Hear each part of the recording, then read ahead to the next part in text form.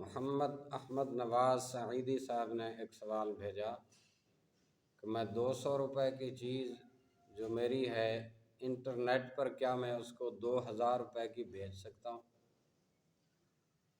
محترم، شریعت میں نفع کی کوئی حد مقرر نہیں ہے۔ آدمی اپنی چیز کو جس نفع پر بیچنا چاہے بیچ سکتا ہے، لیکن کسی چیز پر اتنا زیادہ نفع لینا جس کا عام طور پر عرف نہ ہو، یہ غبن فاحش کہلاتا ہے اور یہ مروت کے خلاف ہے، یہ نامناسب ہے۔ اب آپ اپنے یہاں کے بازار کا عرف دیکھ لیں کہ 200 کی چیز کو 2000 میں فروخت کا عام رواج ہے یا نہیں ہے۔ اگر نہیں ہے اور اتنی زیادہ قیمت پر عامتاً کوئی نہیں بیچتا، تو اتنا زیادہ نفع لینے سے بچنا مناسب ہوگا۔